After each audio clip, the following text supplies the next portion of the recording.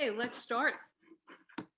Welcome, everybody. I am Karen Bowers, Chair of the Coast Democratic Club, and I welcome everybody to this public forum tonight, seeking answers to the question, does our hospital have a future?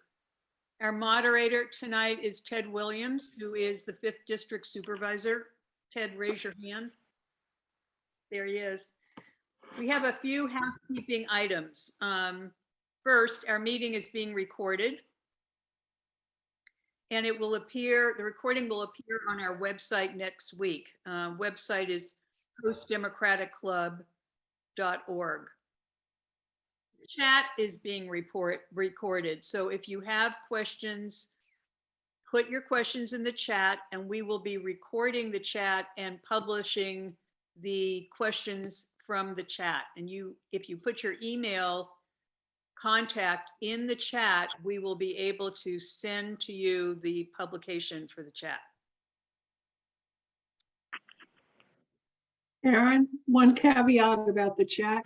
There's a limit to how much you can put in any one message. So you may have to break if you have something long to say, it may take you 2 or 3 chat messages to put it all up. Okay. Thank you. So I'm going to start right now, and Ted is going to, as I said, be the moderator, and I'm going to welcome our guests. We have Assembly Member Jim Wood here, who is Chair of the Assembly Health Committee. Hi, Jim, and thanks for coming here. We really appreciate everything you're doing for our community and really welcome you here tonight. From Adventist Health, we have Jason Wells. Hi, Jason. And Judy Leach, who is the administrator of Adventist Health Mendocino Coast. Jason is the community board chair. Good evening. From the Mendocino Coast Healthcare District Board, we have Amy McCauley, and she is the chair, and we have Jessica Grinberg, who is the past chair. Hello. From the Mendocino Coast Clinics, we have Lucretia Rentiera, who's the CEO. Welcome. From the Mendocino Coast Healthcare Foundation, we have Mary Kate McKenna, who is the CFRE, and we have Leah Holbrook, who's Director of Community Initiatives. Thank you for the invite. We also have you're very welcome. We also have Supervisor Dan Jurdy here, 4th District Supervisor. We have Dr. William Miller, who is the Medical Director and Chief of Staff at Adventist Health Mendocino Coast. We have Measure C members, Jim Hurst, Chair, and Kay Hanley, member. And we expect that at about 6:30, Fort Bragg Mayor Bernie Morvell will be joining us. I'm here. Thank you very much for the invitation. Oh, thank you. Thank you. Everybody, welcome. Did I catch everybody who's? No, I'm on the Measure C committee too. Steve Antler. Hi, Steve. I'm on the Measure C committee, and I think I represent it as well as the others. Okay, welcome. So I think we're going to start with Ted. Hey, it's an honor to moderate. And fun fact, I was born at the current hospital. I've also had a number of cousins that were born there. My father and grandmother died at the hospital, and a lot of the patients that I help package for transport on fire calls end up there. So I'm constantly reminded just how critical quality care on the Mendocino coast is for all of us. Our first presenter is Assembly Member Jim Wood, who is the chair of the Assembly Health Committee. Good evening. I guess I'll just jump in unless if that's okay. That's Yeah, do you want to give a little bit of introduction? Sure. Thank you. And thank you for the opportunity to be with you this evening. And thank you for your concern about healthcare, and especially healthcare on the coast. I am the chair of the Health Committee in the State Assembly, a role I've held for 6 years. one of the longest serving health chairs in the last 50 years, probably. And I am a healthcare provider by training. I'm a dentist. I no longer practice dentistry, but I practiced in Cloverdale, and I understand the challenges of providing healthcare in rural communities, and the challenges we face in trying to get our fair share, the attention we deserve as residents of California, when I am constantly outnumbered by my colleagues in Southern California. So we have special challenges. But we have some special opportunities as well. I think there's a lot to celebrate here, and I know that there are concerns. But I want to say that if we were having this conversation a year ago or 2 years ago, I would be a lot more concerned than I am now. I think the arrival and the agreements and the changes at the hospital that have been brought in by Adventist Health have been really positive and stabilizing. There are challenges that every rural hospital is facing. Every hospital is facing right now. Some of those are around seismic, and I'm happy to talk about that, in detail if you wish.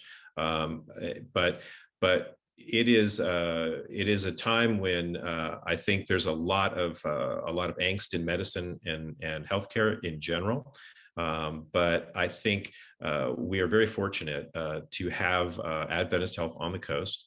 And because we have Adventist Health in Ukiah, they are able to share resources and have economies of scale, so to speak, that allow them to be very, very efficient and provide in many ways more opportunities for care as a system than we may have had in the past as somewhat of a standalone hospital. So I think I'll stop there, because I kind of want to know what questions you want to ask of me. And I'm a politician, I could talk all day. So Many people have submitted questions in advance.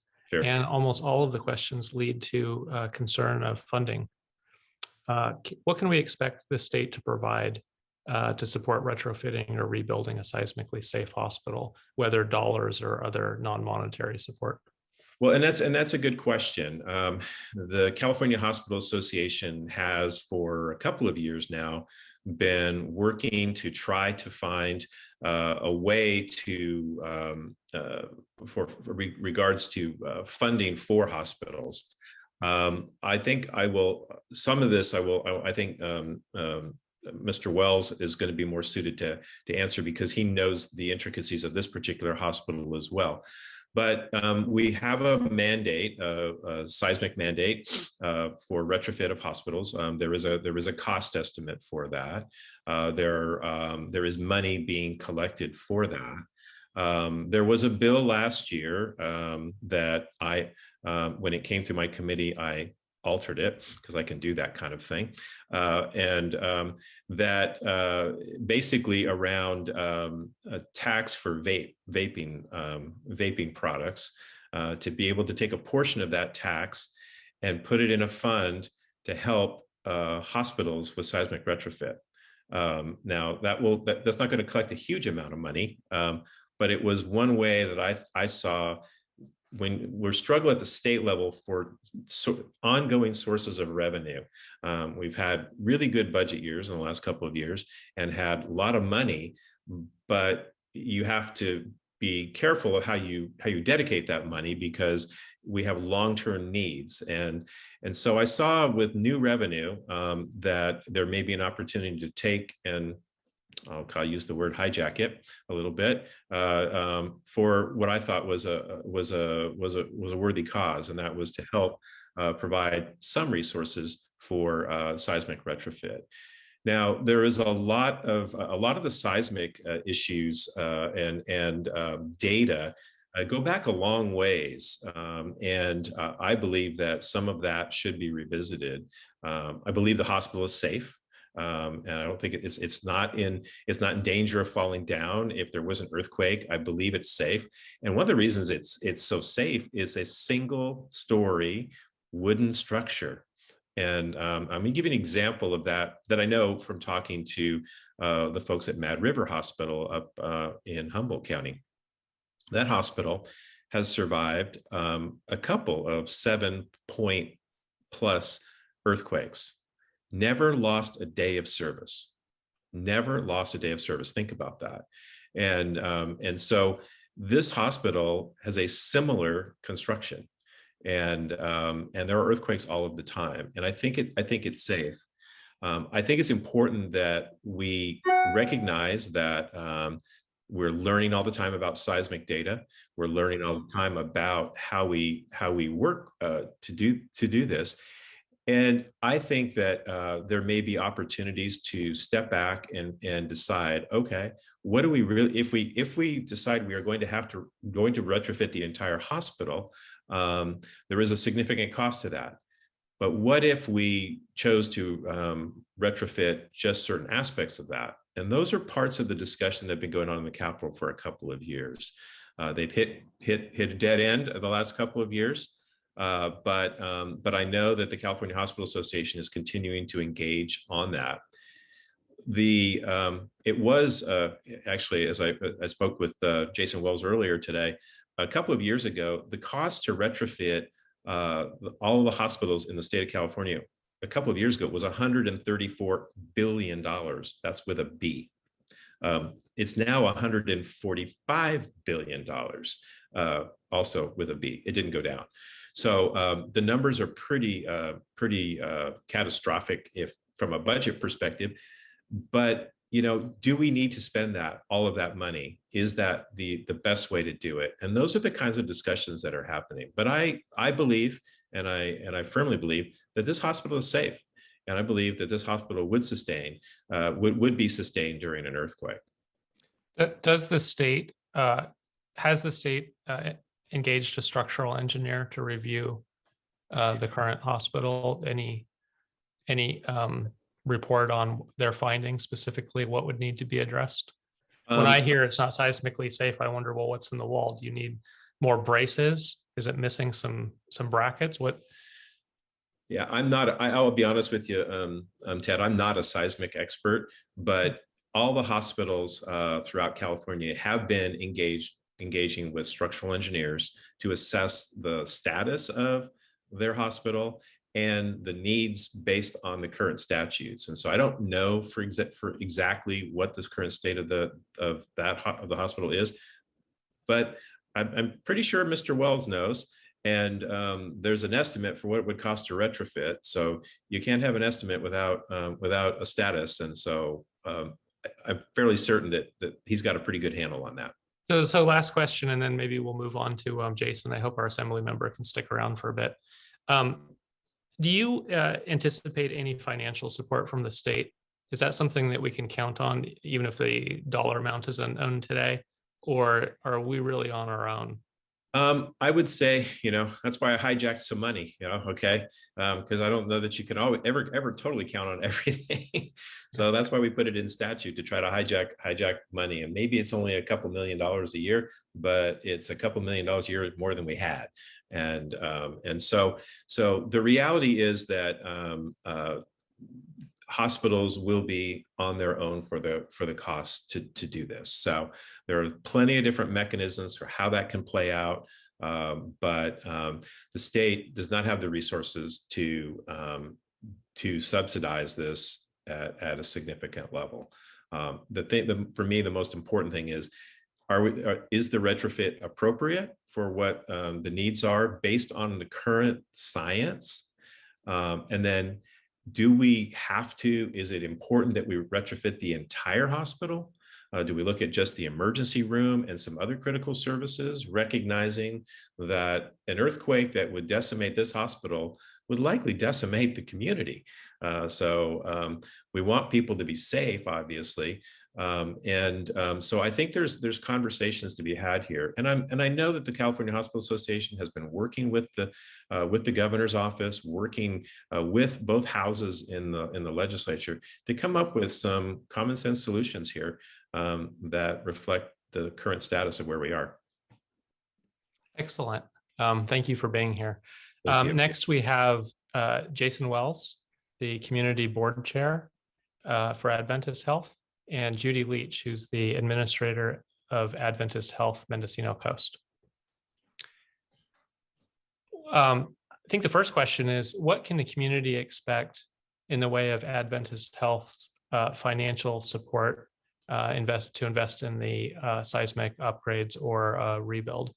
And to elaborate, many of us saw that the hospital was on a dire trajectory, and Adventist stepped in, and it's given us a lot of relief being part of that network.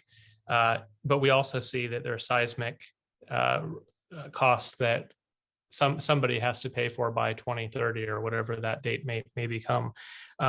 With the hospital being operated by Adventist, is it still on the community to come up with a plan to retrofit or rebuild, or is that something Adventists can take on? Yeah, hey, Ted, and I want to thank everyone for taking the time on an evening to come together on this issue. We see you all as ambassadors, that you can get truth and facts out to the community on an issue that has been charged, and there's a lot of misinformation. This is one of the safest buildings on the coast.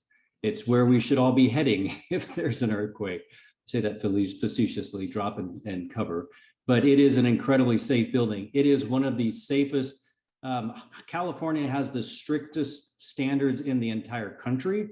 It comes with a significant price tag, but hospitals in California, by far, our seismic standards dwarf neighboring states and other places where you have tornado issues and other type of disasters. And so we are 100% seismic compliant. That's a fact that needs to get out there. It needs to be reported. This hospital is seismic compliant. The standards that are in place today, 100% seismic. The district did a great job in making sure we hit those standards before Adventist Health took over management of the hospital. 2030 standards, as they are, would cost us, as they've been, the current legislator, we've got 11 years on this, would be $30 million. Before we signed the 30-year lease with the district, we brought in our own outside consultants doing our due diligence to say, the district has great data on this. They've paid the money and had all the research done. We did it ourselves as well with an outside agency. They came in, validated the district's findings. The price tag is $30 million to do the entire campus to the current standards. To do just the emergency department would be about $2.2 million. And so in the lease, 30-year lease, this is all public documents with the district. There's about over $2 million a year. The total, I think, John Redding is the expert on this, but I believe it will total $18.7 million by 2030 will be paid into a fund by Adventist Health because we're leasing this asset from the district to run it. They're not paying us to do it. We're paying them for the privilege.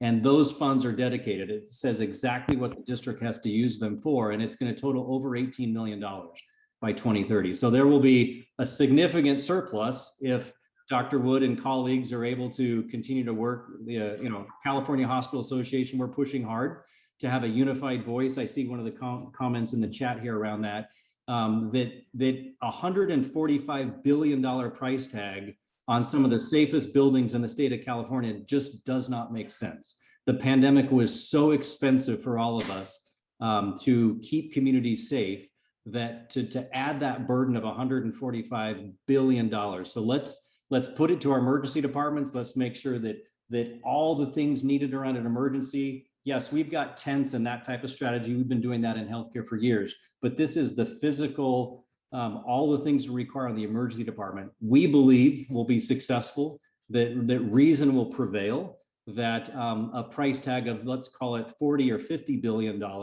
for the whole state makes a whole lot more sense. And Adventist Health's number would be $450 million if the current legislation holds. And so that's an untenable number for us. The coast would be 30. We believe the emergency department at 2 point and change makes a whole lot more sense. So to your question, Ted, we're committed. We're committed to being on the coast. We wouldn't have done this strategy to pull out in 2029 or 2030.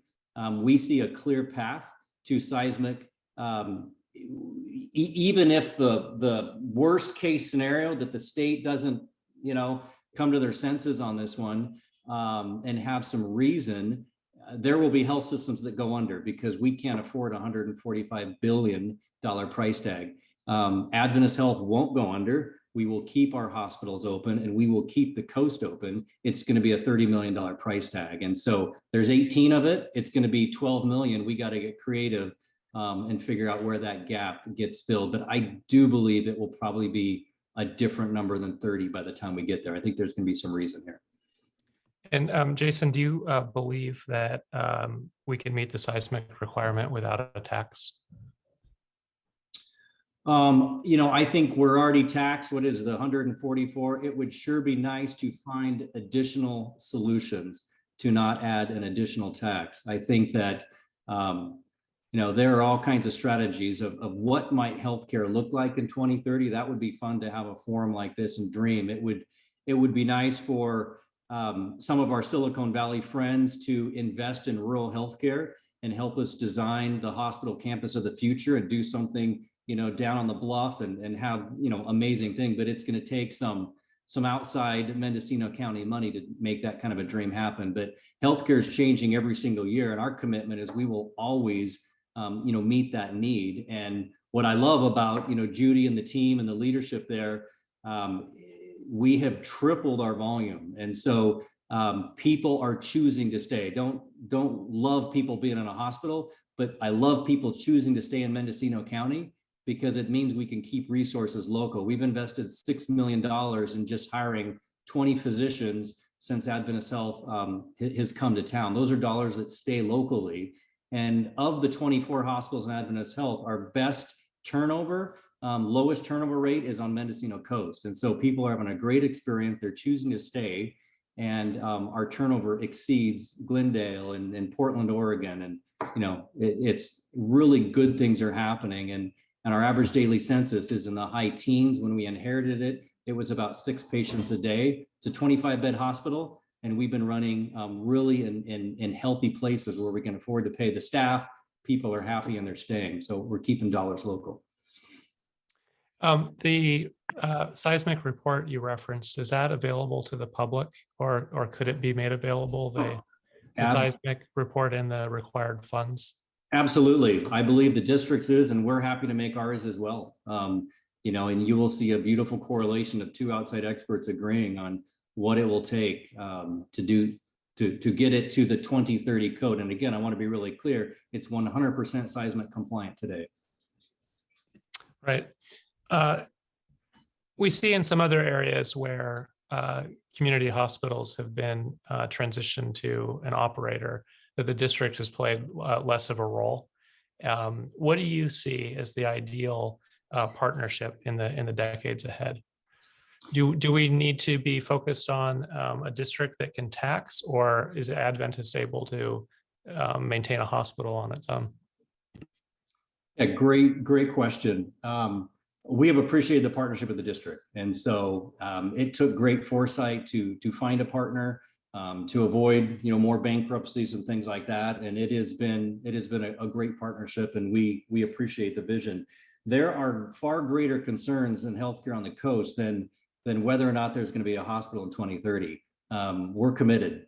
This strategy is working to keep care local in Mendocino County, to share resources. We've saved lives in this pandemic by sharing physicians and sharing strategies. Of course, Willits, Ukiah, and the coast. Sherwood Oaks, that is a crisis. That facility cannot close. And we should all be leaning in to figure out what is a path forward, because a facility like that is so critical to our entire coast. And so those are conversations worth having immediately now. And so I've been through multiple models. We have had district hospitals that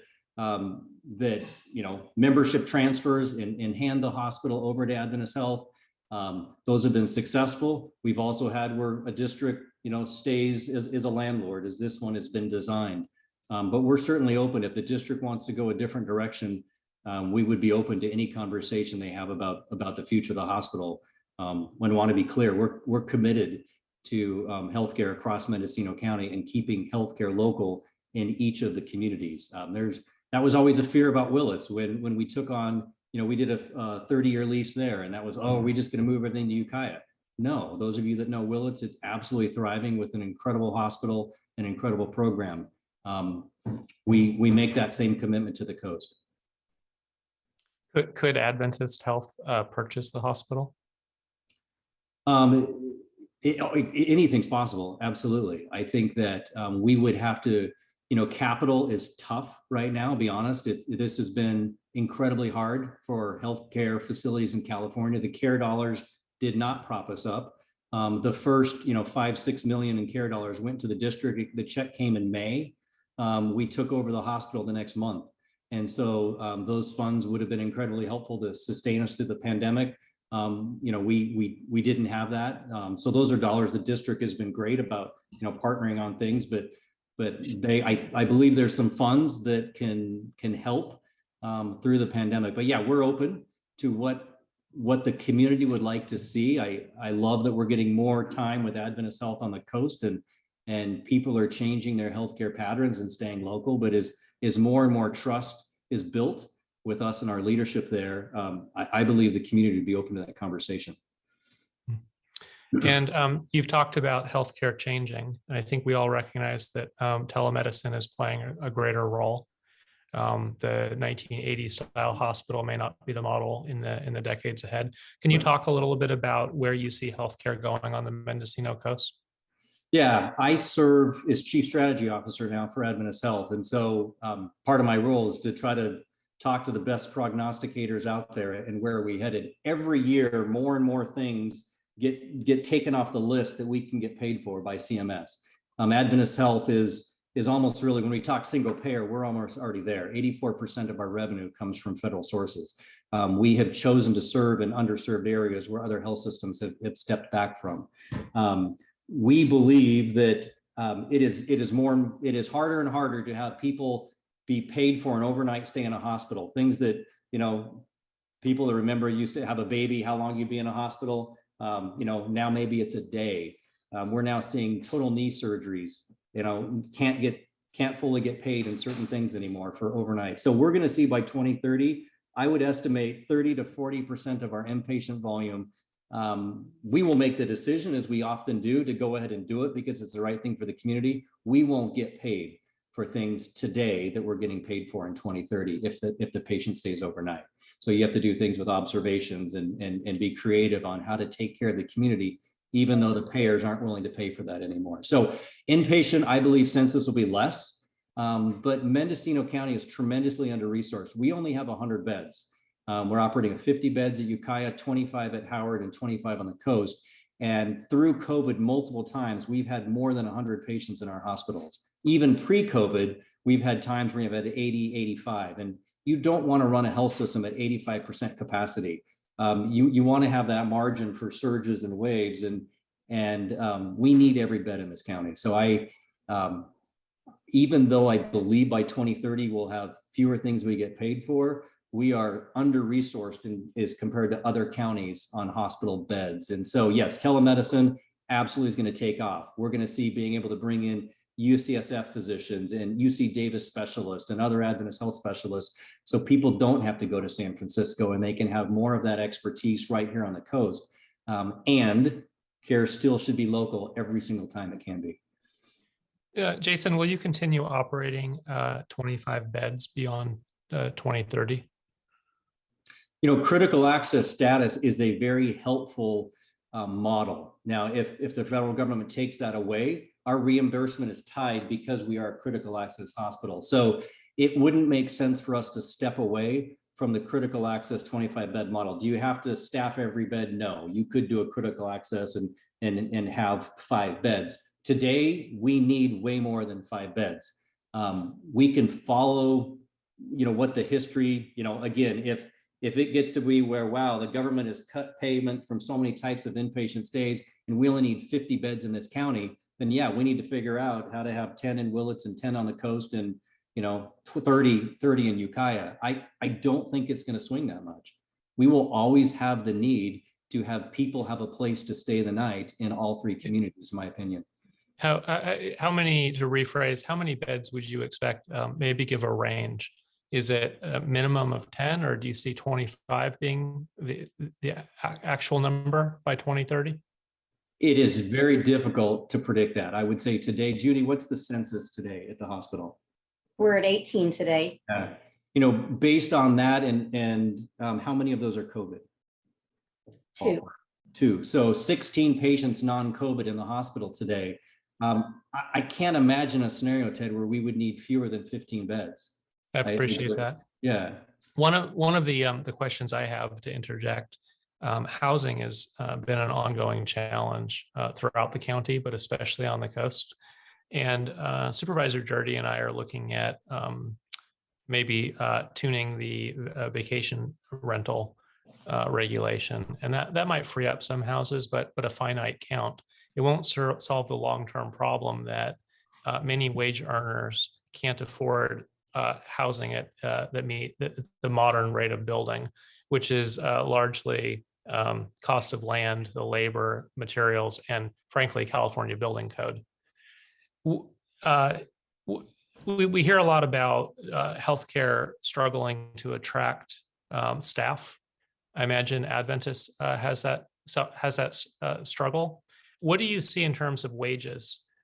Is it possible to elevate wages in healthcare to support the modern cost of building? Or rephrase, builders stop building houses when they don't have potential buyers. And I identify healthcare as providing some of the better jobs on the coast. And hopefully, if anybody could afford a new house, it would be someone who works at a hospital. Yeah, we have committed to continue to stay highly competitive, with wages. So as I shared, $6 million to recruit the physicians in. I think, Judy, we spent probably $750,000 just in recruiters to land those, and then in salaries and wages for those physicians. On the nursing side, we went north of $200 an hour.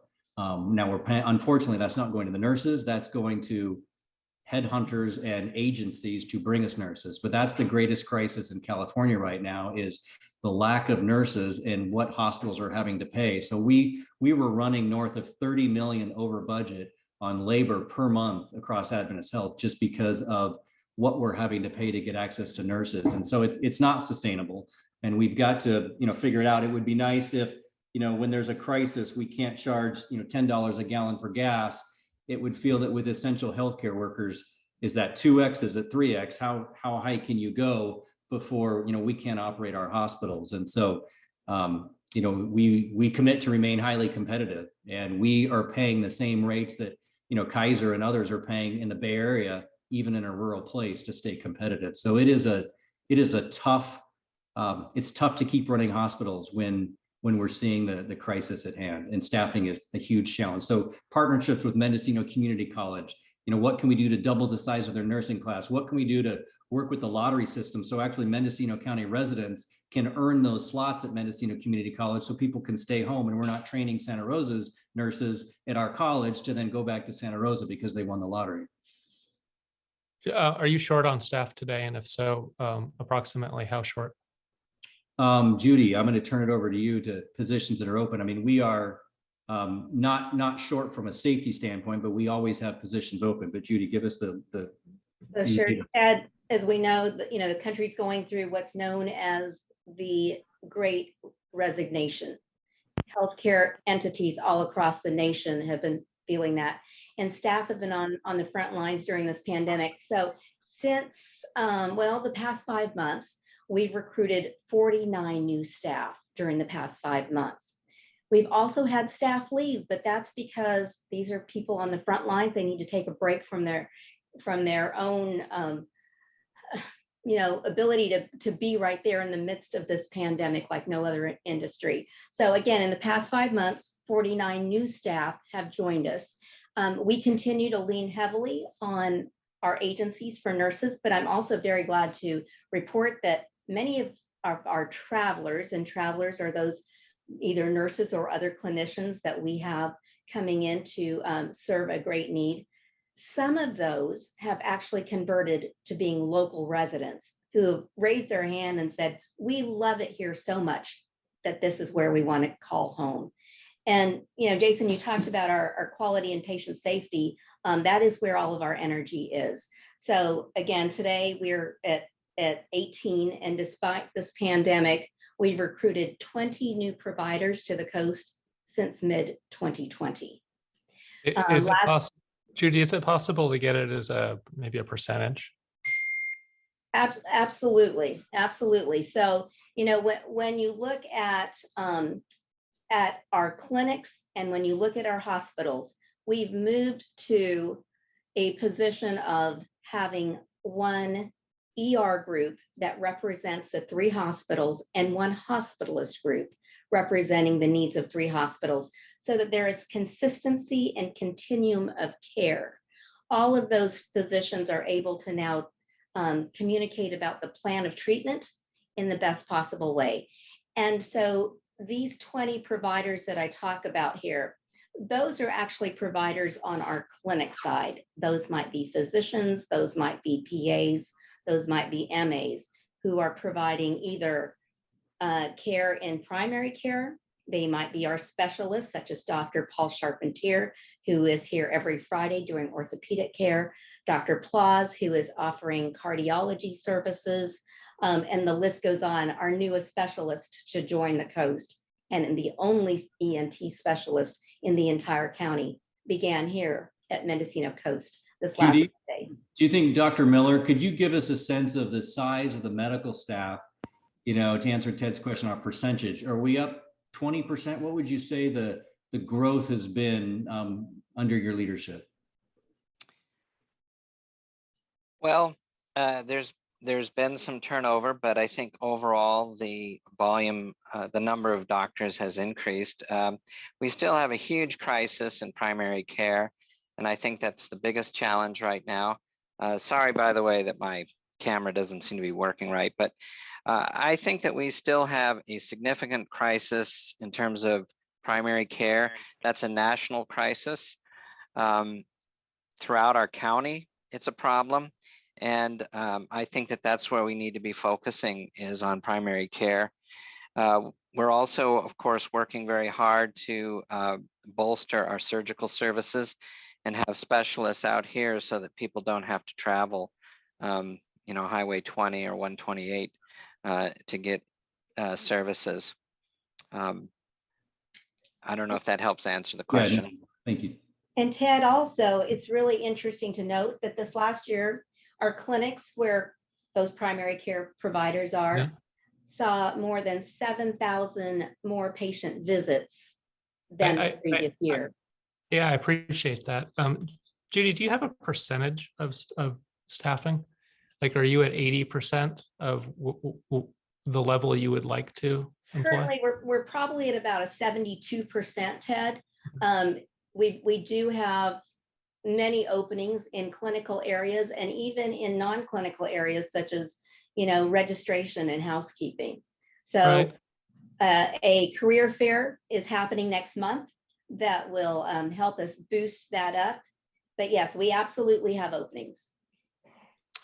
I attended a conference. It's a association of 37 rural counties in California, and back in October. And they had brought in an economist from Bozeman, Montana, who was studying the migration of folks to rural counties and the impact on housing. And he was pointing out that for the first time ever, perhaps, we see housing in rural counties detached from wages. And there's speculation this may continue from a decade. You can imagine someone who sells a 2-bedroom tract house in the Bay Area may show up in Mendocino with a lot of cash and not mind, if housing, is well above what locals can afford. And so that competition in a free market will continue to make housing scarce for the people who actually serve the community. Is Adventist, and I give you great credit for coming here without knowing what the questions might be, is Adventist working on any sort of collaboration for housing healthcare workers? Is there any hope of that in the future?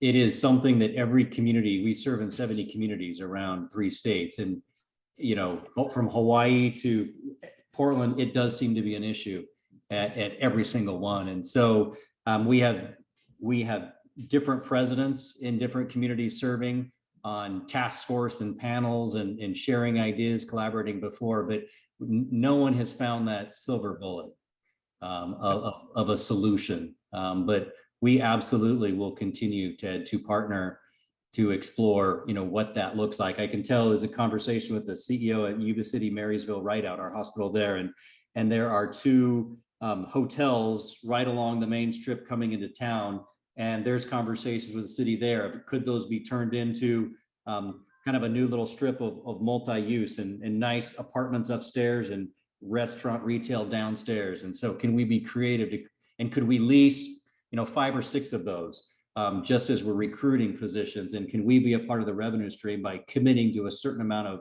of space that we will lease of those? And if we were to have an apartment facility go in, condo, Adventist Health would be absolutely a part of that with a builder to outright buy 3 or 4 of 10, because we know we would put traveling nurses in them, we would put physicians in them that we're recruiting, and we've done that successfully in Ukiah. We've had quite a housing strategy there, or we've owned different houses, we've leased them, we've rented them, because we run staff and physicians through those.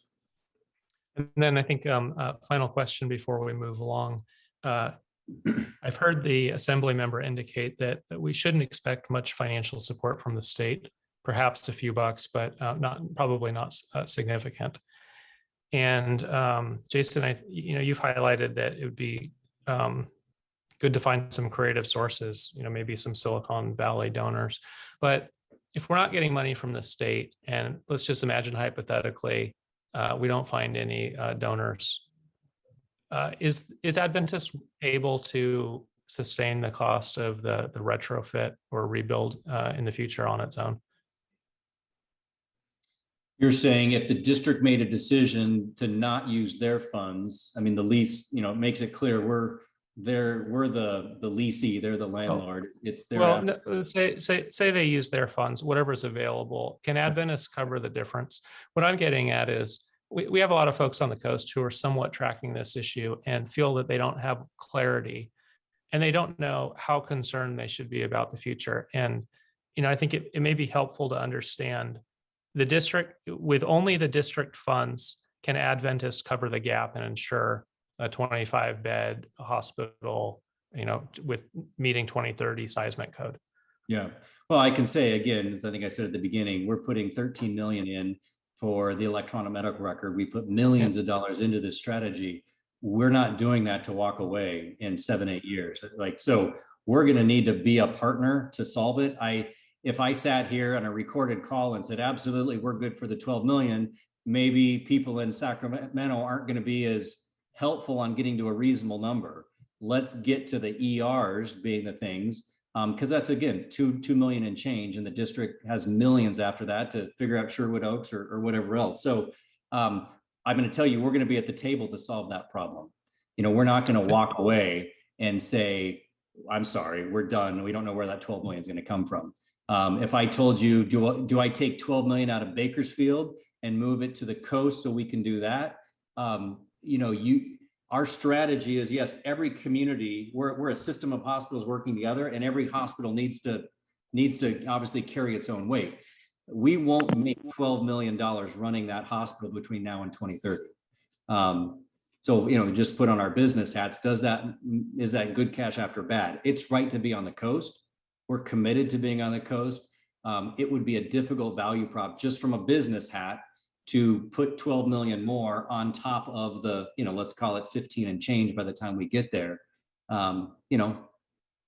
we need to be a partner in figuring that out. But I think the district's got a plan. I think that there is a path forward. I know there's 18 million and change, and I absolutely believe the state is not going to do an unfunded mandate of $143 billion, which by 2030, that's number going to be 160 with the way expenses and costs are going up. So I do believe it's going to get right sized, and we absolutely can make that campus thrive. And again, the exclamation point I need everyone to take is that hospital is incredibly safe and it is seismically compliant.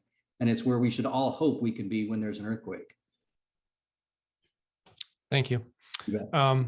Next, we have the Mendocino Coast Healthcare District Board, represented by Amy McCauley, who's the current chair, and Jessica Grinberg, who is the past chair. Hello, this is Hello. Jessica. Hey, Jessica and Amy. I don't Hi. see. And this is Amy. And Amy. Excellent. I just wanted to thank you for this forum tonight. Of course. Well, thank the Coast Democrats. Thank you to the Coast Democrats. In your work to date, do you have any real cost estimates with documentation of retrofit or rebuild options? Amy, do you want me to take the Yes. lead? I know Yes. you're pretty new to the position. Yes. So, that is an interesting question. About a month and a half ago, we put out a report at one of our meetings. It was done by a consultant, the Devaney Group. And the purpose of that report was to basically ignite exactly what's happening tonight, real conversation about the future.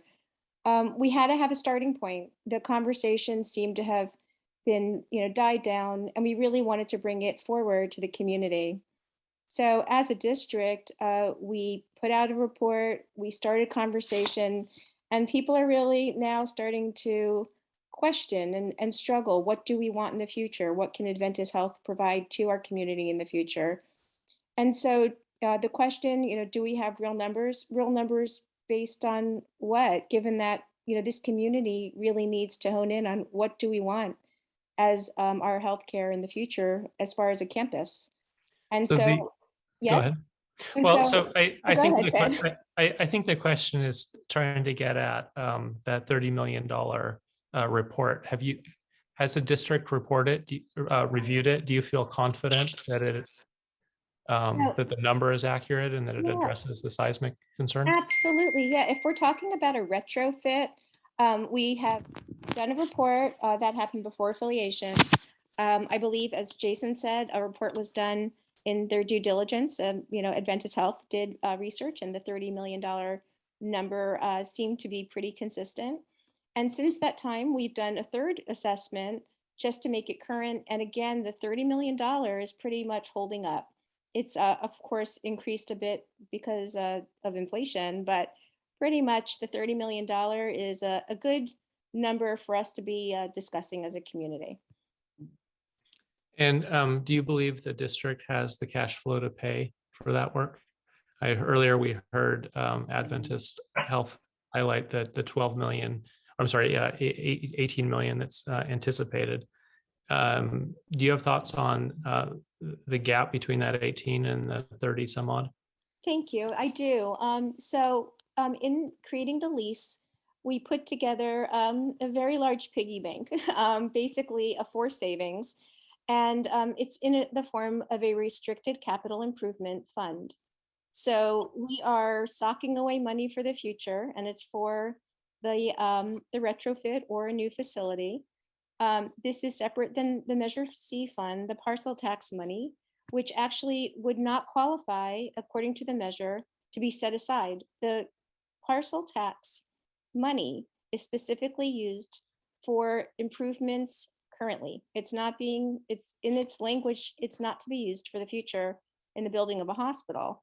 So that has been a wonderful asset, and thank you to the Measure C Oversight Committee, because they have been diligent in reviewing the numbers and making sure that the money we give to Adventist, our two payments totaling $2 million a year for capital improvements and other needs of the hospital, are in compliance with the Measure C language. So it's a little bit confusing because we have the Measure C money, And that is paying about $1.6 million a year toward the $2 million we are paying Adventist Health to be at our hospital. Now, all the other funds, the money that Adventist is paying to us, $1,750,000 a year, is being held aside. Some of it fills up the gap from the $1.6 million from parcel, but the rest is being held in an account, a restricted capital improvement account, which is you can call it the seismic account, for short. So we have that money, and what we end up seeing over the course of the years until 2030 is actually enhanced by the fact that within the next few years, I believe within 5 or 6 years, we will be able to pay off all of our debt, which means in year 7, we are going to be a pretty nice, I believe, AAA rating to qualify for loans. We have an asset of that property. I think we can qualify for a good rate and a good loan. And I'm hopeful that we can actually move forward in whatever is needed to continue the hospitals as it is now, or a facility moving into the future, a new facility, or whatever it looks like, whatever this community decides it would like as a future facility. I believe that we will not need additional taxes. And when we see the sunset of the $144 of the parcel tax in the end of 2029, we will not have to retax the community. And that's just how I see it. Amy, do you have any thoughts on that? No, I absolutely agree with you. But I also wanted to acknowledge Jason's Wells comments about that we are retrofitted. We are very safe. We are just trying to meet compliance for the new goal of 2030 or beyond, and that we have a safe hospital. And also wanted to acknowledge that if there is a bigger crisis on the coast right now in healthcare with Sherwood Oaks, then our future of the hospital, and that we should definitely be discussing that in the near future in a forum like this. Mm-hmm. That's a great idea. And I know Supervisor Jurdy and I have been tracking that with great concern. The Devaney report seemed to focus on a 10-bed facility. Earlier, Jason had referenced 25 as being an appropriate size for the coast and to maintain the 100 beds countywide. What bed count are you anticipating? So again, I feel that this evening, I hope we have more of these events. This is exactly what the healthcare district was hoping to inspire in putting out that report. So it brought forward this very discussion and this kind of communication among the community members. I believe Jason said it could be a 15 bed, it could be a 10 bed, a 25 bed. I believe that what COVID taught us quite acutely was the fact that we really need beds. Like, we quickly ran out of beds in this county. There's a lot of transfer among the 3 hospitals within the county, and being limited on beds does not serve this community well. Having the beds, we can always use beds for lower level care, such as swing bed services. But it's really helpful to know that we have the 100 beds in this county in the event they all need a higher level of care. We can always use those rooms and still generate revenue by having a lower level of care within the hospitals, but probably maximizing the number of beds available to this community in the event of a crisis, I believe is a prudent path forward. And I think we can afford it. I appreciate that. Why does the Devaney report focus on a 10-bed? Because the healthcare district, we have not taken a position. I just voiced a very personal position. We have basically, as I said, started a conversation. We went somewhere in the middle. We asked the consultant group to provide us with a micro hospital model. They're very popular. And we thought that's a middle of the road kind of hospital. Let's get this out. Let's look at some numbers. And really, let's start discussing this as a community. And then we can really target, what do we want as a community?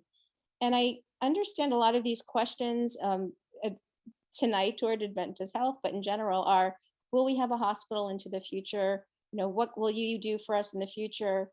And so far, the district has had a really good working relationship as landlords, with Adventist Health being the managers of the facility. And what I'd like to ask the question, what would we like to ask of our community? What do we want as a community? Because we live in a very powerful community. We are comprised of very intelligent and proactive people. And I really think we can be the drivers of what healthcare looks like in the future. And we can go to Adventist Health and say, we know this is what we need as a community. And I believe that if we do that, we can then really make it happen. I have seen amazing things happen here on the coast.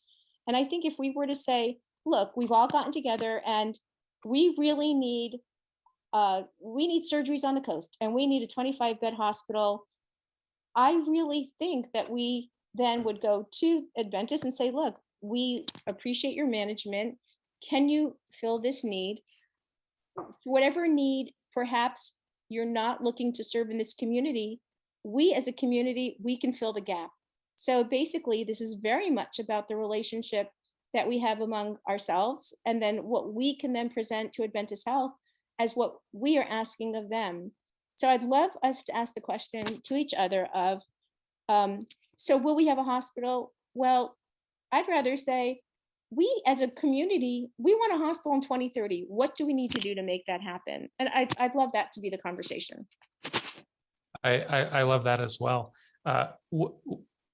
Does the district have a plan for conversing with the community? I think this is a really great forum tonight, and I imagine these discussions need to continue. What venue do you see continuing this conversation? Oh, thank you so much. Okay, because there are 91 people on this forum tonight. We meet every month. We have a Zoom. It has the capacity to have 91 people. I would love all 91 people on this call to come to our meetings, because we are trying to find the answers of what this community wants. I mean, basically, we are the holders of funds of this community. We are not here to, well, the five of us think this should happen. We are fact finding, we are reaching out, we're inspiring conversation. We put out this report just to create this kind of dialogue. Does the hospital stay on our campus? Is it on the bluffs? Is it, I had someone say, maybe it should be in Little River? Like, these are the things that we really need to be discussing as a community. So with Amy, with her long, strong leadership, she can navigate 91 people, no problem. Right, Amy? And I really hope more people come to our meetings and voice opinions and write letters and send information to our website, because we need to collate this information, because we need to start being the drivers of our own future.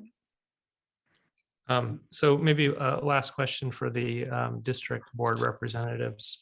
The Devaney proposal seems to focus on 10 beds. Is there a cost for a 25 bed, just to give the community a sense of ballpark what we think it'll cost? I would love that to happen, Ted. I will put that to pen. Amy, can we get that out for the community? What a 25 bed would look like cost wise? I see Jason Wells raising his hand. Maybe he can help us. Oh, thank you, Jason. Yeah, we're pushing right now in the state of California with all the regulations required. Those of you in construction realize, what it costs to build a house, pushing over well over 1,500 a square foot to build, to have OSHPD compliant space to the 2030 standards. And so, you can do the math at $1 million. So, it's not, we're talking 100-bed facility today would be well over, sorry, I said that wrong. It's 450 million to build a 100-bed hospital. So it would be pushing 100 million by our estimates to build a 25-bed hospital with the ORs that we would want, surrounded by appropriate ambulatory primary care, specialty care, to serve a 100-mile swath of that community. We'd be probably looking at 100 million to do a 25. Could we get a 60 million-ish? We spent, to build Howard, for example, we spent 65 million, and that was completed in 2015. Today, we estimate to build Howard again, those who've been over there, it would be about a $90 million build to do that same 25-bed hospital there with just the little clinic that's out front. So it's in the 90 to 100 million to repeat Howard on the coast. And Ted, wanted to just let you know that in the report that is on our website, the one that we had brought forward to the community, Yeah. December, there is actually a 25-bed option I was gonna say in that. So there are a few reports. There's the retrofit report. There's the Devaney, I believe it was 10-bed in that report, and there is a modular system that we would start with a certain size hospital, but the design would lend itself to expanding into the future. And I believe there's actually a number also for the 25-bed, if you want to take a look at that. And the Devaney report, I think, estimates a cost of about 910 per square foot. And I'm hearing Jason tell us it may be as high as 1,500 on average. They did say that in their presentation, that it was maybe under estimated, and I think Jason's numbers are more accurate.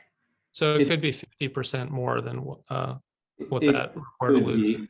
be. And part of that could be pandemic. That's what we're having Yes. to pay now. When you think prevailing wage and you think how hard it is to find workers, and obviously we would need to bring people in from at times out of county just to get some of the specialties we need to complete. Right.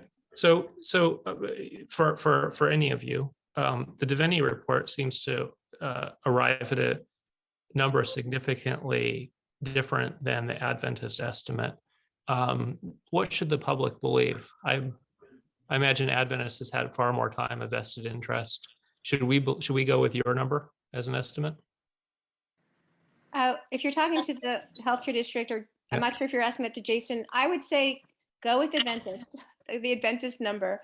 I would like to stress that the Devaney report was really designed to inspire a first conversation starter, to the community, because we were watching time go on and we were watching this not be part of the conversations, beyond the inner workings of the healthcare district. So we really are so thrilled. Amy, you're the leader here, but I hope I speak for you too. We're so excited that this is basically exploded into a community-wide conversation. We're eager to hear what people feel about the future, what kind of medicine, the extent, the limits, and we need to start making a solid plan. The time is passing quickly, but I really encourage people to reach out to the healthcare district, send messages to our website, our emails, and also to attend our meetings, so we can really start targeting what we're looking at as a community, what our goals are. We're going to need to put out multiple requests for proposals. We really need to get input from community ASAP, and hopefully we will have more of these events. Ted, if you wanted to organize another one, I would certainly be up for joining you. Absolutely, I do. So, all right. I just wanted to Thank close you. that with Jessica too, that we're looking for other proposals too. We're not set on the Devaney group. It was our first one to bring to the table and open up this discussion. Yeah, and thank you both, and I agree, it was a great catalyst to get us talking. And I see Dr. Miller has his hand up. William Miller, would you like to add any comments? I was going to just add that that I recall that the analysis that Jessica was mentioning about the retrofit of the current 25-bed hospital, which came in at around $30 million, and that was, I believe, done about 2.5 years ago. There was also an analysis of rebuilding the 25-bed hospital, and it came in at that time between 100 and 120 million. And that extra amount was due to the concerns that because not everybody can build a hospital, you have to be a special contractor, and that because of our physical location out on the coast, there would be an additional price tag to getting those specialists in terms of contractors and all of those kinds of things, to come out to the coast. And so the price tag at 2.5 years ago to rebuild the hospital at 25 beds was about 100 to 120 million. Dr. Miller, what does staff want to see? I mean, the people who work The in the medical staff? hospital. yeah, medical staff firsthand knowledge of what we need for our coast. Do they support general? And I know you're not officially representing them perhaps tonight, but what's your sense of, do they want to see a retrofit of the existing? Do they want to see a new facility? What size? We would love to see a new facility, of course, because the problem with spending $30 million on a tired 1970s building is that you have a tired 1970s building without any of the benefit of modern technology that is now simply seismic compliant to the 2030 standard. So you're not really getting anything, as Jason Wells and other people have already said. This is a safe building, and you're just making it, I guess, a little bit more safer, if that's grammatically correct. But I think the real question is, what is the right number? And I will say definitively, my opinion is that 25 is the right number and that we should not consider going lower. And here is the justification for that. We cover a catchment area of 20,000 people out here on the coast. That the demographics of those 20,000 people are that they're getting older. They're getting older for a variety of reasons, but one of the things that's happening nationally is that this group of people we call the baby boomers is getting older. And right now, we're starting to see the baby boomers in their 70s and maybe early 80s. In 8 years from now, the peak of the baby boomer bulge will be in their 80s. We are going to see more people needing hospitalization in 8 years, not less. We're going to be seeing more people needing nursing home care, not less. And as far as efforts to try to minimize hospitalizations, I think we've already squeezed as much out of that as we're going to get. We already, do all these surgeries as outpatients, as Jason was saying, that we used to do as inpatient. There's not any more squeeze there. The fundamental issue, and I think this is the real key, the fundamental thing that hospitals provide is not a place for doctors to see patients. It is not a place for patients to access technology. The fundamental benefit of a hospital is nursing. That is what started hospitals centuries ago, and that is still the primary driver today when we look at who gets admitted and who goes home. So think about this. Think about the 90-year-old, 89-year-old lady who lives alone at home with her dog and now has pneumonia, and now is so weak that she can't get up out of bed to go to the bathroom. She's going to lay there at home, get dehydrated, etc. That lady is going to need to be in a hospital where you have nurses who can make sure she doesn't get a bed sore, make sure she doesn't fall, bring her her tray, make sure she's drinking. If she makes a mess in the bed, cleans up the bed, all of those things are requiring nursing care. And the models, I think the models using technology to keep people at home are great. One of those models is hospital at home. And for young people who are technologically savvy, and for younger people who maybe don't have a serious illness, those are great. But for that little old lady, that technology thing is not going to work. And one last point, the technology pieces that we're talking about that keep people home, and there will be those, also rely on home health nursing. Home health nursing is great. We have wonderful home health nursing here, but it is not an efficient use of nurses. Why? Think about it. That nurse is spending time traveling to somebody's home. And then during that 20 to 30 minute visit, all they're seeing is that one patient. Meanwhile, in the hospital, there's no downtime of travel. That nurse is running back and forth, and during that same 20 to 30 minutes in the hospital, that one nurse is going to see 5 patients. You can bet on it. So it's very inefficient to try to do hospitalization at home. And keep in mind, we're having a national shortage of nursing. So where are you going to get those additional nurses? If you try to do this all with a home health thing, you're going to have to really increase nursing. And I've also heard, I said one more thing, but here's another piece to this puzzle, is people say, well, let's have a micro hospital here, and then if anyone needs to be admitted, we'll send them somewhere. Well, that is a pipe dream. I can tell you that even before COVID, it was so hard to get anybody transferred out of our ER to a higher level of care. The city hospitals are full. They were full even before COVID, and that is not going to improve. So if the state's idea is to close all these communities, hospitals in rural communities because they didn't come up with the money for this seismic upgrade, then the state is going to need to come up with a strategy where we have bigger inner city hospitals, bigger regional hospitals that can accept those patients from the rural settings. Anyway, those are my opinions. Dr. Miller, I think you have more points, and I'd like you to I appreciate you setting us straight. I want to get to the last two presenters, and then we'll bring it back for discussion. Perhaps you could think about the next question when we come back will be, should the public be encouraging the district to perform a $30 million retrofit, or should we instead be focused on planning the financials for a new facility? So next we have Mendocino Coast Clinic, Lucretia Renteria. And Hi, good evening. Good evening. Thanks for joining us. I think the clinics often don't get enough the credit they deserve. They see an enormous number of patients throughout the county. I think it may be well above what the hospitals see. Yes. Can you talk a little bit about what the future of the hospital could mean to clinics, and your clinic in particular?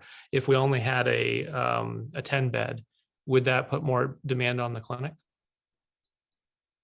I think that we have said all along that we need to partner with all of healthcare and create a system of care across the county, and especially here on the coast. We've been happy to have the hospital survive and begin to thrive with Adventist Health being at the helm. And our patients would greatly be affected. Most of them are from an underserved population. We have, mostly Medicare, Medi-Cal patients or Medi-Cal patients, a lot of families who live in poverty, and to have to then displace themselves to go somewhere else for hospital care just adds costs that these families don't have. And that's one of the biggest things that we look at in how we can cover any gaps in services for primary care, and why we continue to try to expand our services here on the coast to make sure that we're offering as much as possible so people can get that locally and see alternatives to what they might be looking at just Western medicine. It's why we're committed to acupuncture and chiropractic care, and behavioral health becoming more and more important as we drone on in this pandemic. And having our residents have to leave the area is really not sustainable. And as Jason knows, and I've been public about saying in the past, it's one of the reasons that we were advocating so hard for labor and delivery to stay and see if there were any way that we could make fundamental changes to how reimbursement was happening, or get some assistance from the state to see if there could be some subsidies for these smaller rural hospitals who were losing labor and delivery units all over the nation. And the effects have been seen. And of course, we wouldn't want that to happen at a greater volume and have then our vulnerable seniors be facing the same types of problems that would bring. So we're definitely very interested in making sure that we keep a hospital here. I think a 25-bed hospital sounds right. I haven't put a lot of study into what the dollars would mean, but I definitely would say that we would be a partner in trying to have a think tank about how we can bring money in from the outside.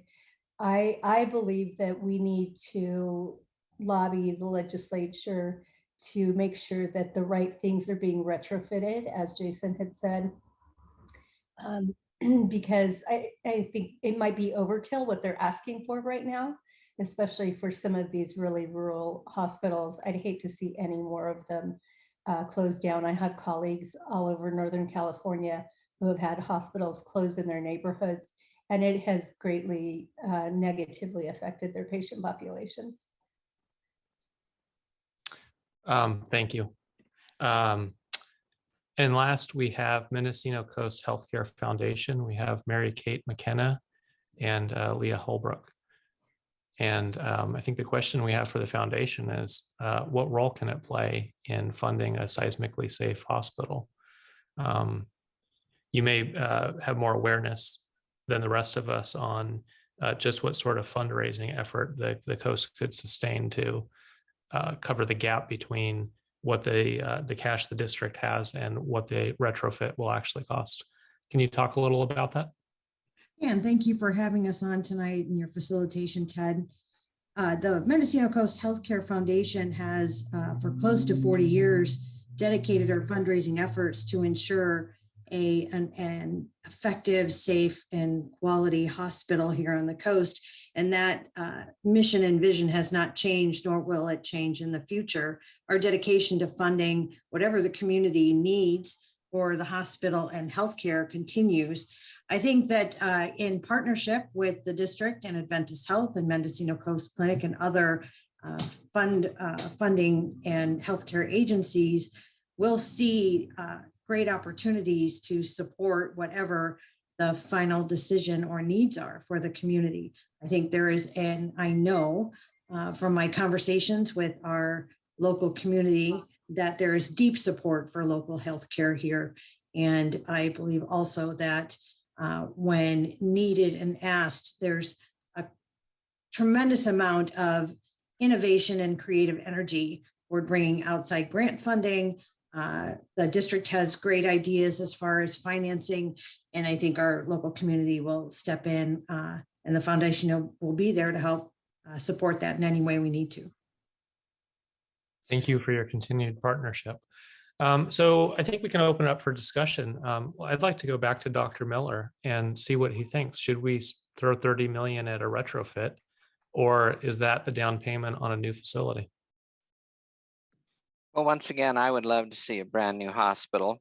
And it seems that maybe what we could do is something like get the skunk train to donate some of that land that they've recently acquired, for example, to build a new hospital, donate it to the community, and then maybe work something out where Adventist Health could own part of the facility or own the entire facility if they put in some money to help build it. I don't know, I'm just speaking. I'm not representing Adventist Health in this matter. But probably realistically, it's not going to happen. That $100 to $120 million price tag is probably not realistic. And I think that keeping the hospital open is the most important thing. We cannot close the hospital. So if we have to be stuck with this seismic retrofit requirement, then I guess we're going to have to spend the $30 million to keep this current facility open. Some of the advantages, though, of building a new hospital, whatever the size, is that we could then potentially use the existing facility as a nursing home. That's a thought. And by the way, I'm not putting down home health nursing. I want to be really clear. I think that we have an outstanding group of home health nurses here. And I also want to really recognize that there are a lot of very innovative things going on right now to try to keep people at home instead of in the hospital. And I think, 20 years from now, we may be able to keep a lot of these people in home instead of hospital. I'm just concerned about 8 years from now in 2030 and the bulge of baby boomers getting older and needing that kind of more intensive nursing care. I see Jessica's hand is up. I want to stay on topic. So it's a little different, but you had mentioned about is a district necessary going into the future? And I just wanted to comment that I don't see the parcel tax going into the future necessarily. We'll see what the rest of the community feels about that. But as far as the tax base, that it's about $800,000 plus coming in as a safety net for healthcare in this community. I think it's really important to have the district in place as a way for this community to, in the way of its tax payment, to have whatever we need on the coast beyond what is currently existing through either Adventist Health or other providers. So I think having a district that is collecting a tax base that supports unmet needs of healthcare in the community is a very valuable thing to continue. And you see the district as being about more than just the hospital. Yeah, I'm always so careful to not step on the other board member toes, of course, but we are about health care in the broadest sense in the community.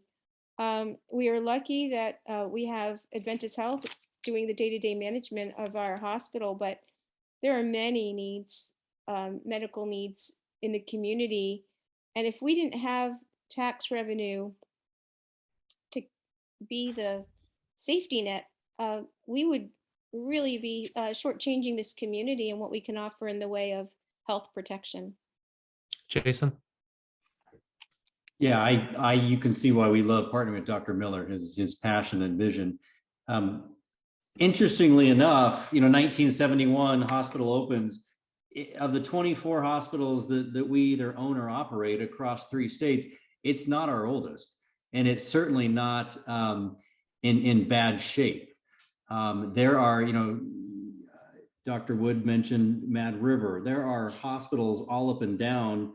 My wife was born in Fall River Mills, and Dad practiced dentistry there. And there are community hospitals, district hospitals across California that they would trip over themselves to have this campus in their community. There's a lot of good things about this campus, and I don't want that to be lost. And a lot of generous donors have put money. I put in the chat. We have the same exact top mammogram technology now with the generous donations that have come in. The foundation is if you go to UCSF, if you go to UC Davis. So we don't operate hospitals with junky technologies. We just don't. It was part of the due diligence. We looked at what the coast had. The district's done a great job on making sure we had state of the art. So yeah, the wood that's in those walls is 50 years old.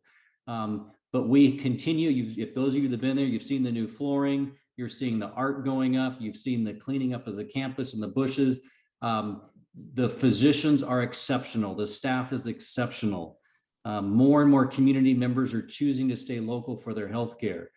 This strategy is working, and we're committed to, whether the wood's 50 years old or whether we can find a path to whether it's a 90 million or 120 million hospital, being a part of that conversation if that's what the community stands for. I can tell you in Willits today, if we were having the same conversation with Dr. Bill Bowen and others that we had with the Howard Foundation back in the early 2000s, we would not be able to build a $65 million hospital today. There would not be the economics to do what we did in Willits today in a community that size. It is too hard in healthcare. We didn't even have a $65 million bottom line if you take our last 2 years in healthcare with all of our hospitals together. So it is a tough environment to be in this business. So we wouldn't repeat what we did in Willits. Thank God it's there. It's amazing. But we would love to be a part of, if the community said, you know what, we don't want to put 30 million into that. I don't think it's going to be 30. I do think we're going to be successful, that it's a $2 to $5 million number, worst case scenario. And the funds are there for that. I'm very optimistic on that. But even if it was a 30 and the community said, nope, we don't want to do 30, we're all in on the 120, we'll be a partner at the table and figuring out, okay, how do we go collectively together, raise 120 million to build Google's most state-of-the-art hospital facility, partnered with the Skunk Train, whoever else on the bluff, and what physician wouldn't want to come work at the newest hospital built in the state of California? It's a dream. Would love to be a part of putting that strategy together.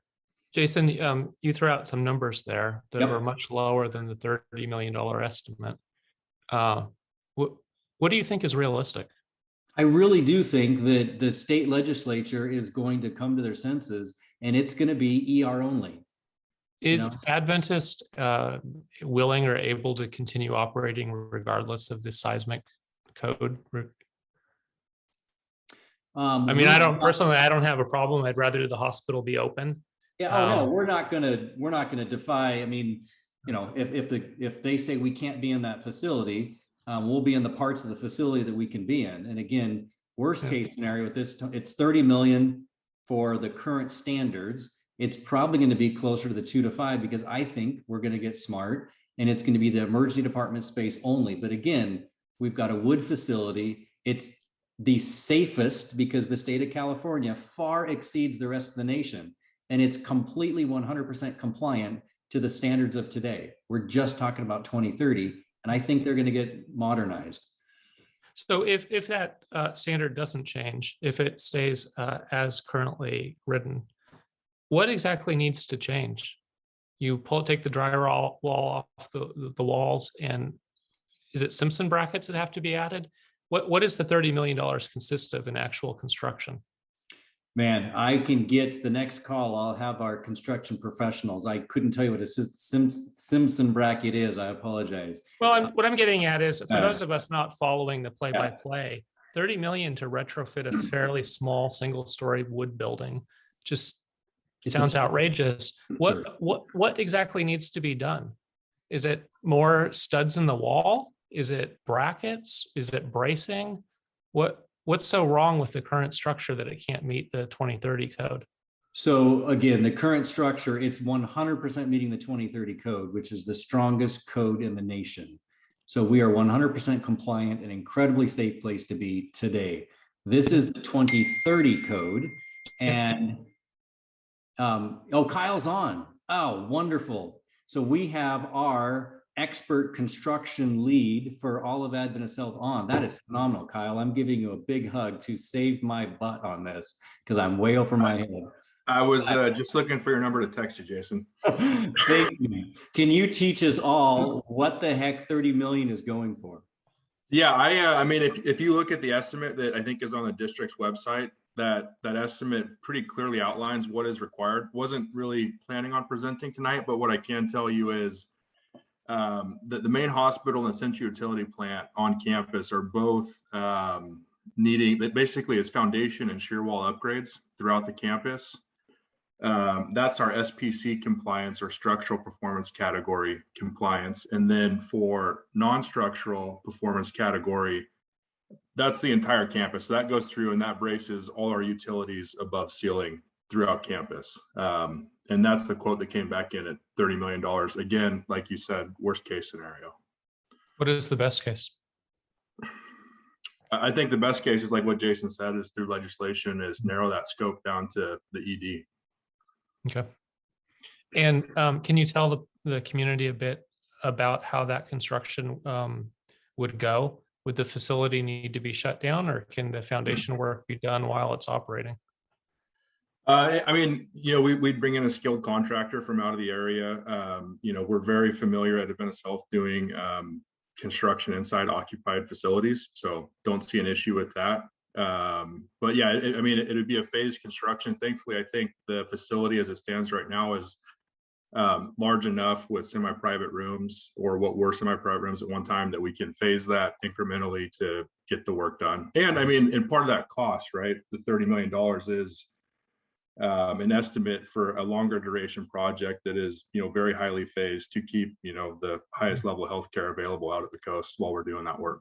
Based on the anticipated work, when would we need to start? You probably have a sense of how long these projects take. If until the legislature changes the rules, we're looking at 2030 as an end date. If you back up from there, when should construction begin?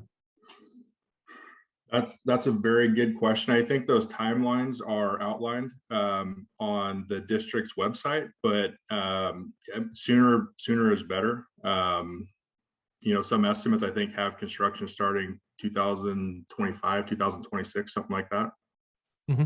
And which structural engineers have looked at the site specific work? Is it the districts, Adventist, the Yes. state? Yeah, it's the districts. Adventist Health, to the best of my knowledge, has not had any structural engineer look at the facility. And which we can go to the district perhaps. Which structural engineer has reviewed the current structure and the seismic requirements to outline exactly what work needs to be completed? That is the Cummins report, and I believe that is also on our website. That happened before affiliation, before we affiliated and we were already anticipating the seismic upgrade. We had that report done. And for the public, do you have any more information on that? Where should the public go to review that structural engineer report? I believe it's on our website. If not, Amy can put it on ASAP, but I believe it's already on our website. I think it is. And that's under what- one of our archived attachments. Yes. And is And that what the Deveni group used for Yeah, estimating the cost? Yes, Yeah. they did that, and then they did an upgrade to costs based on inflation and current rates. Excellent. Okay. We may come back to this topic, but I see Kay has her hand up.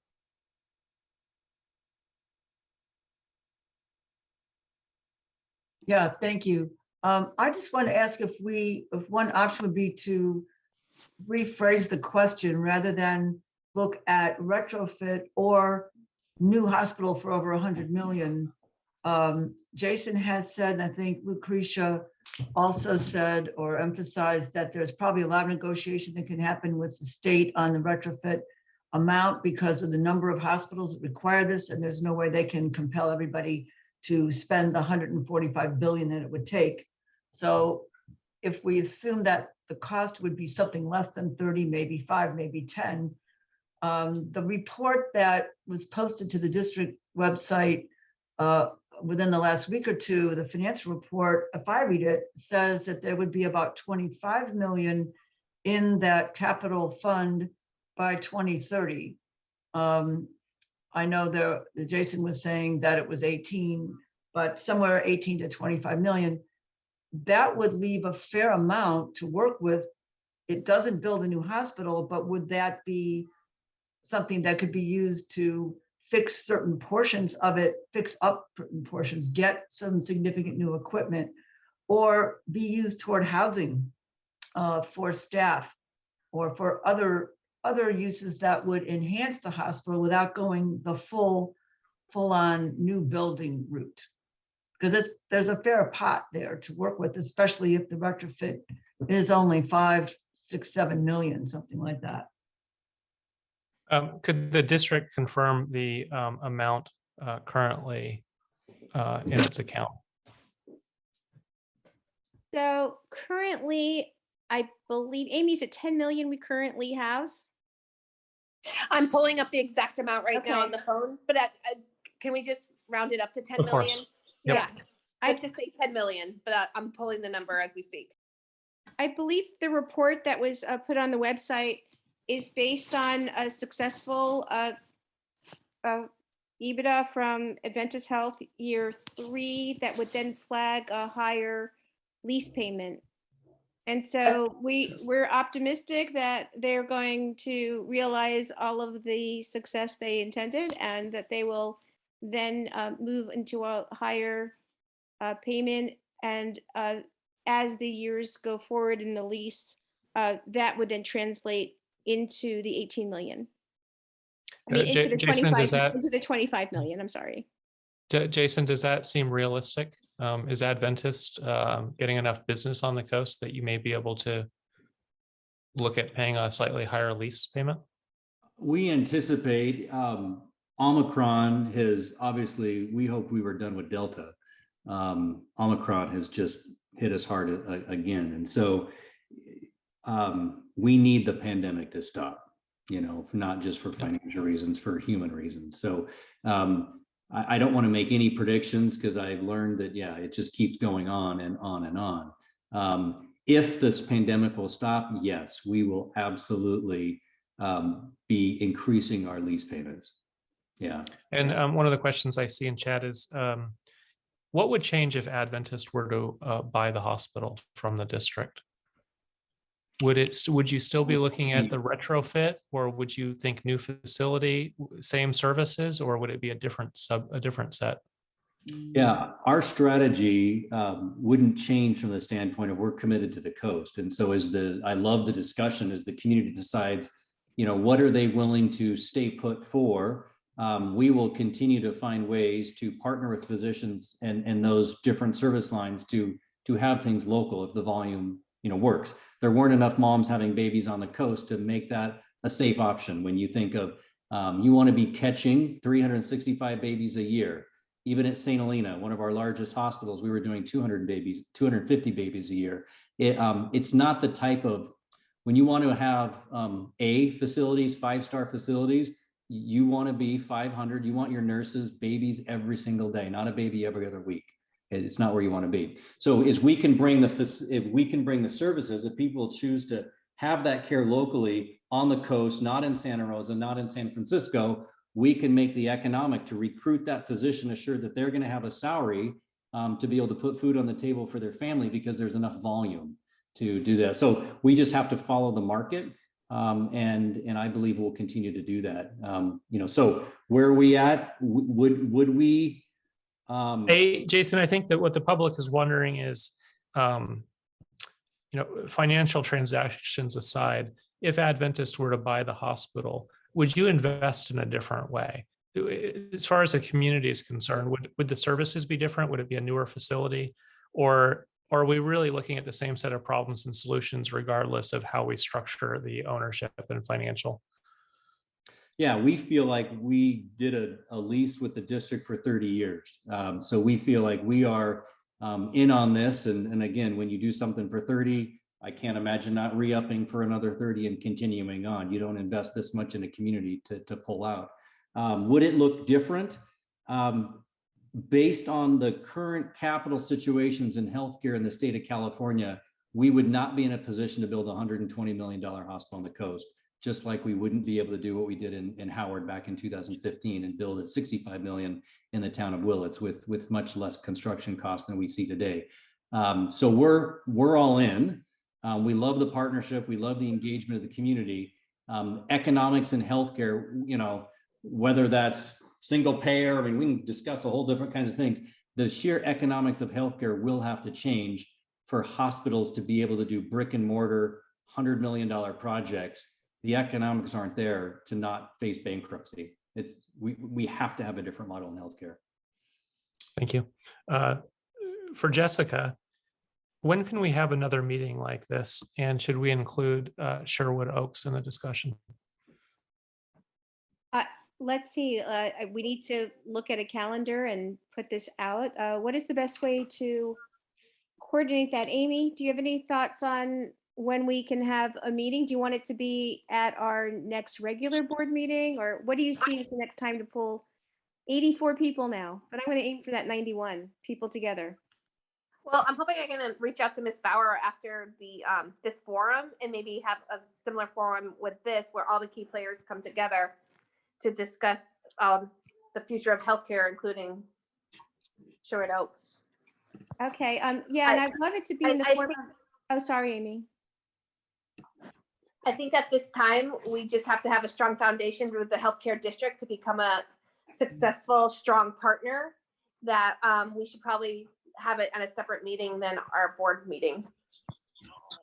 So I really love that plan. I think it's really important, though, to have it agendized in some way so that all 5 board members can participate in the conversation.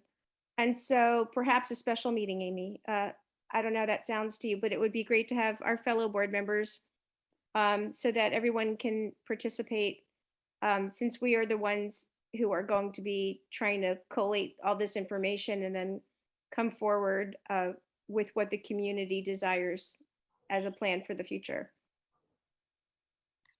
Okay, I see your hand is still up. No, that's just okay. Because I Judy? didn't know how to take it down. I asked my question. Thank you. Judy, did you have something to add? Yes, thank you. I appreciate this conversation so much and the facilitation of this dialogue. this really represents a healthcare community coming together. And I think several have talked about this tonight in light of the fact that this is not the hospital doing this in a silo, or MCC, or even the issues of Sherwood Oaks. This is really a continuum of care that exists on the coast. And Jason has said it multiple times, the hospital is a safe place.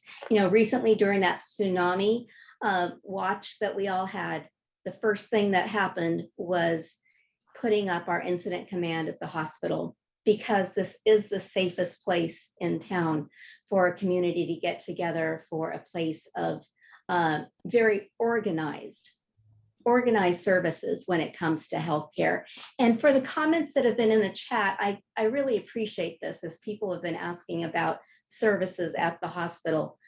Please be assured that right now, Adventist Health is committed to GI, orthopedics, primary care, cardiac services, and oncology as continued growth for this. And so back to the commitment, 15 million in an electronics medical record is an investment from Adventist Health just in the last 12 months. That investment continues, and we don't take that 15 million lightly. It is our commitment to bringing care close to home. In addition, you heard the 6 million for providers. So the commitment here is happening, but we are so grateful for the foundation, and we are so grateful for the district, because the services and the tools that are being made available is a collaborative process. None of us are doing this alone. Thank you, Judy. Dr. Miller, where would you like to see this conversation go? How do we ensure that medical staff is interfacing with the public to set expectations for the district board and frankly, Adventist? I think it came up earlier that rather than focusing on what we can afford with the funds we have, we should think about realistically, but think about what the true needs are and how we can address those needs. We're not going to do that tonight, but I'd like to hear from you about what you would think the proper venue might be. Well, thank you. I think, first of all, I just want to say that we are so appreciative of the medical staff, of the fact that we have this relationship with Adventist Health. It has been a fantastic experience so far. I've said many times that Adventist Health has really exceeded my expectations. And I am representing at least the Medical Executive Committee in my comments tonight and in this. And I do think that the medical staff and also the nursing staff, or hospital staff in general, need to have more of a seat at the table. And I would encourage any venue that includes representation from them. We really do need to develop our medical staff. And when I say medical staff, I don't mean just doctors. I mean mid-level providers as well. We need to continue that. Adventist Health has done a great job in doing that. I know that MCC is working on that.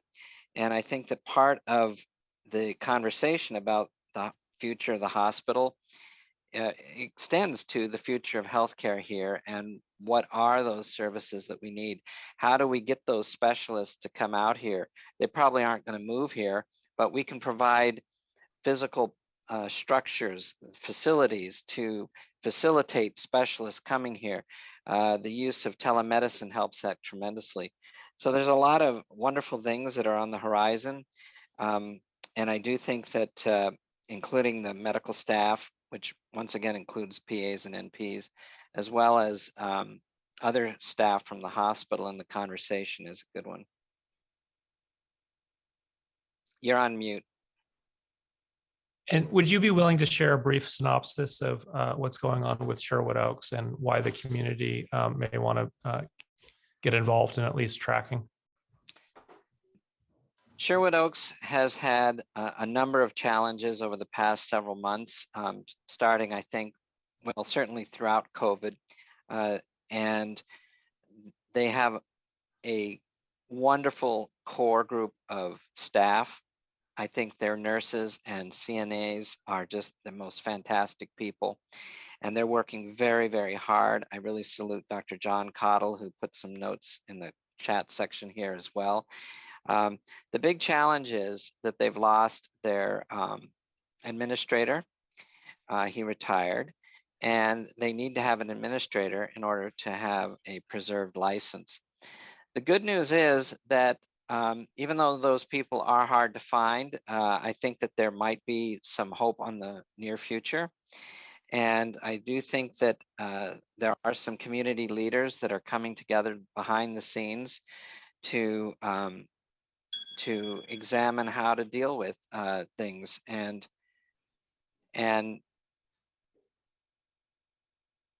I'm not really in a position personally to say much, but I do know that there are some good things on the horizon. The challenges, though, are going to remain the same, and that is staffing. The biggest challenge for Sherwood Oaks is staffing. I think that the hospital could fill Sherwood Oaks back up, but the rate limiting step there is that they don't have the staff.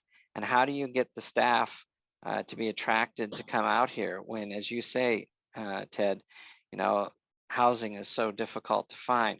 And Jim Woods, you can attest that, Medi-Cal doesn't pay for the cost of nursing homes like Sherwood Oaks. It only pays 1/3 of their cost, and the majority of patients are Medi-Cal. So to Jason Wells, I think it was his comment, that we really need to look at how we structure healthcare and how we pay for healthcare, as once again, these baby boomers get older and more need these services. So anyway, I know I'm sort of skirting the answer to your question a little bit about Sherwood Oaks, but I do think there are some things that are cautiously optimistic on the future. Seeing that Dr. Cottle is here, would he like to speak to Sherwood at all? Yes, thank you, Ted. You hit the nail right on the head with staffing. We simply do not have enough nurses and CNAs. We have advertised, we have tried to stretch our staff as well as we can, but there just aren't. Look, the hospital has to use traveler nurses. They pay better and have better benefits than we do for any given license, for a medical assistant, for an LVN, for an RN. So that's the big quandary. There are immediate concerns of just keeping the building going, but the long-term problem is, and will continue to be, staffing.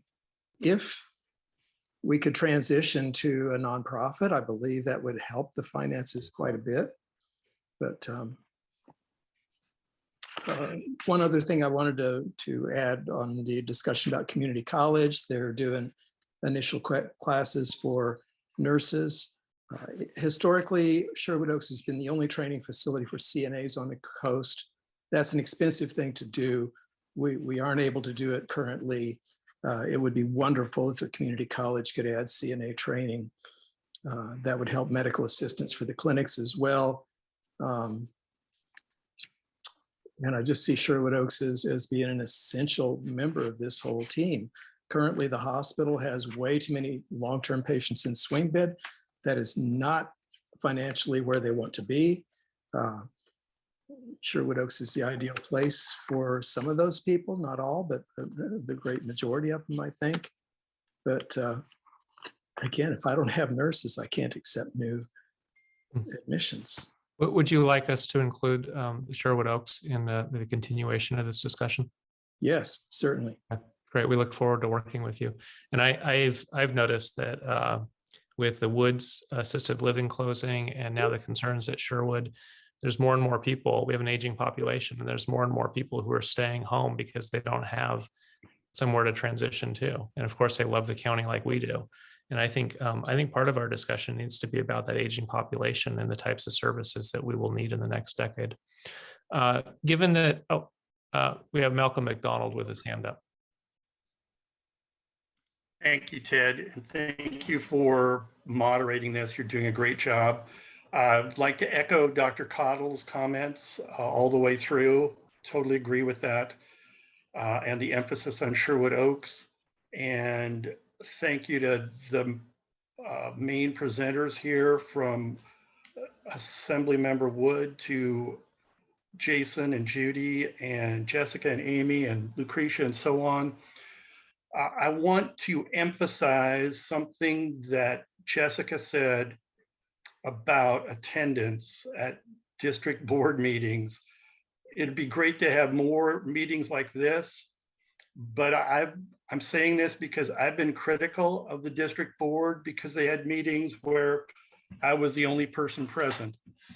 But part of that is on the community itself. You guys need to go to the meetings. All you have to do is sit in your own chair at home right now to go to a meeting.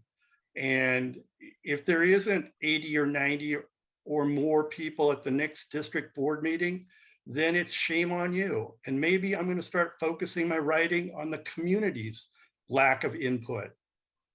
You know, it's up to the community, whether it's 2.2 million for retrofit or 30 million for the ER retrofit or 30 million for a total retrofit or 100 million for a new hospital.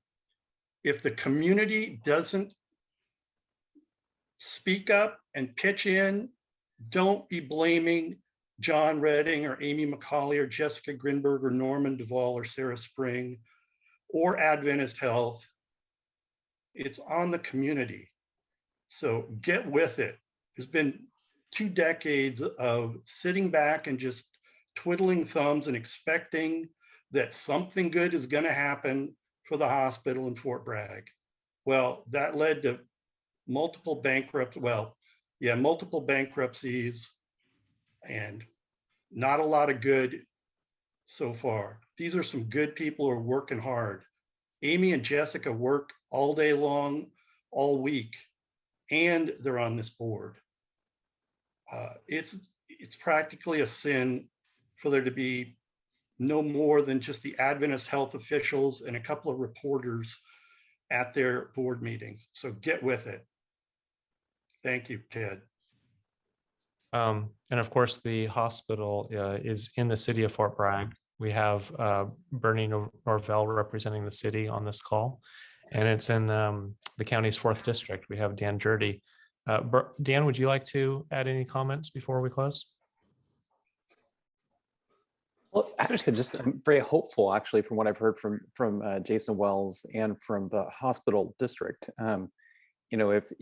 If it is plausible that the state would, scale back their mandate for the retrofit, then it'd be, we could expect that the hospital district board would be able to reinvest some of those proceeds into other amenities to the hospital to kind of create that workplace that I think that Dr. Miller and his colleagues would like to work in, a nicer renovated facility. And so I think that's the kind of facility that would draw more customers, people who would, and I think it sounds like you're already doing that.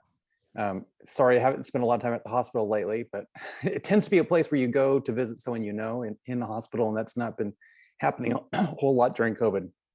But it does sound like the hospital is really on the move, and I very much appreciate the fact that Adventist stepped in to manage all 3 hospitals in the county.